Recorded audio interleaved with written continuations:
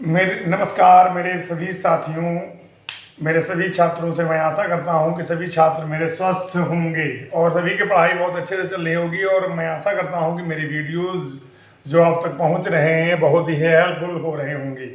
बच्चों, आज मैं सर्किट की एक नई प्रॉब्लम बच्चों लेकर के आपके सामने आया हूँ, जिसमें आपको इक्विवेलेंट रेजिस्टेंस फाइंड करना होता है किन्हीं भी दो पॉइंट्स के बीच।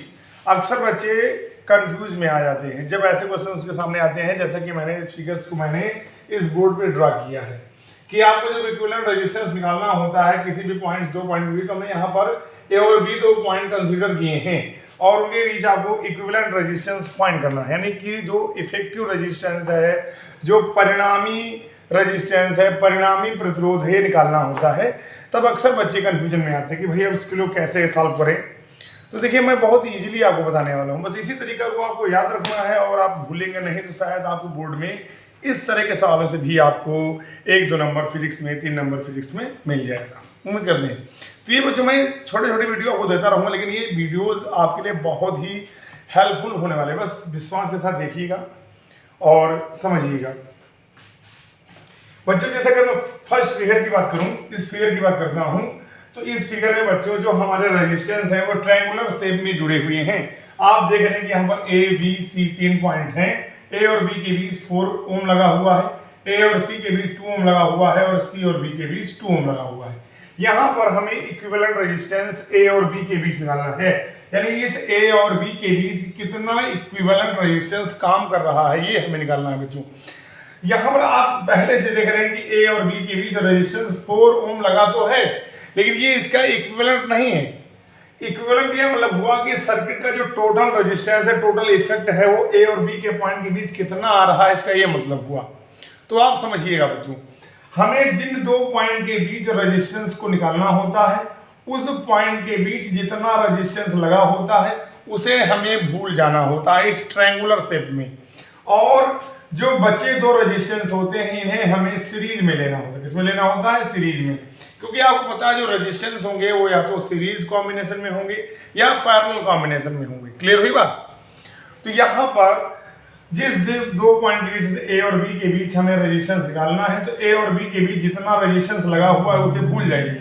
तो इस ट्रायंगुलर शेप में आप देख रहे हैं दो रेजिस्टेंस बच रहे हैं, जो बच रहे हैं उन्हें लेना है सीरीज में। और फिर जो आएगा देखो 2 और 2 4 आएगा, और जो आएगा जो ए और बी के बीच लगा है इसे हमें लेना होता है पैरेलल में। और जब आप ले लेंगे तो जो आएगा वही क्या होगा? ए और बी के बीच इक्विवेलेंट रेजिस्टेंस होगा। बच्चों, ये अगर मैं फिगर तो बना चुका हूं, चलिए मैं इसे निकाल कर ही पूरा सॉल्व करता हूं, क्योंकि यहाँ पर अब ऐसे तो हो नहीं पाएगा भाई, हमारे पीडीएफ वाला सिस्टम तो है नहीं।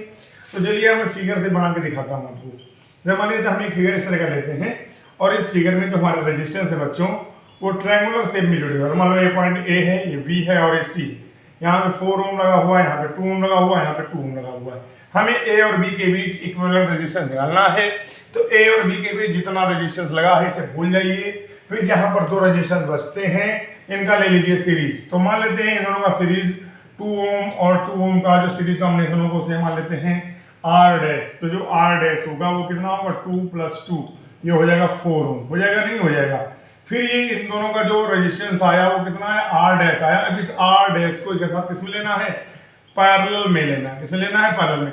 अब कुछ बच तो रहा नहीं, तो लास्ट में जो इफेक्टिव रेजिस्टेंस मानते हैं या जो इक्विवेलेंट मानते हैं बच्चों, वो कितना मानेंगे? आर मानेंगे। क्या मानेंगे? आर। तो 1/r, क्योंकि यहाँ पे जो आर डैश है वो 4 के साथ पैरेलल में होगा।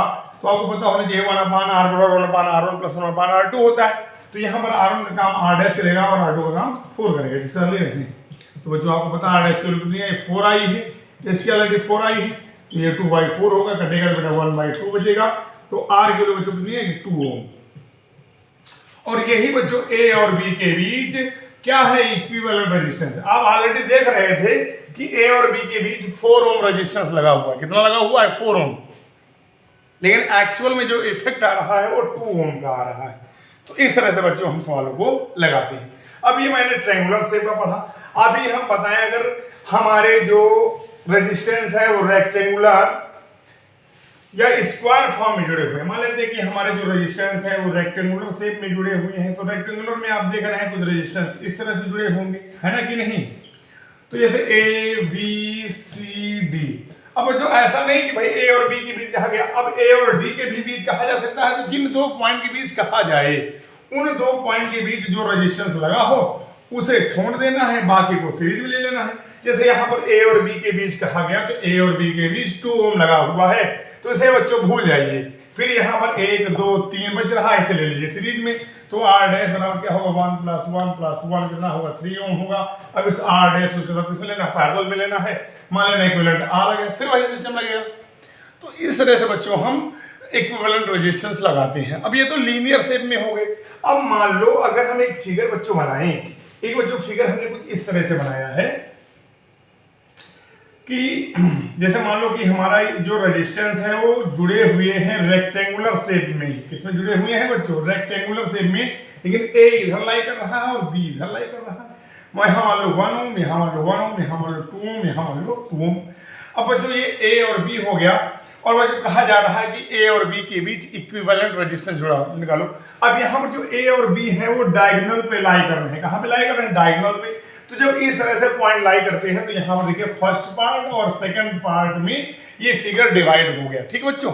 तो अगर इस तरह से पॉइंट लाई करते हैं और ए और बी के बीच आपको इक्विवेलेंट रेजिस्टेंस निकालना है, तो आप क्या करेंगे, जो ऊपर वाला पार्ट है आप देख रहे हैं यहाँ पर ऊपर वाले पार्ट में 2 रेजिस्टेंस है, नीचे वाले पार्ट में 2 रेजिस्टेंस है।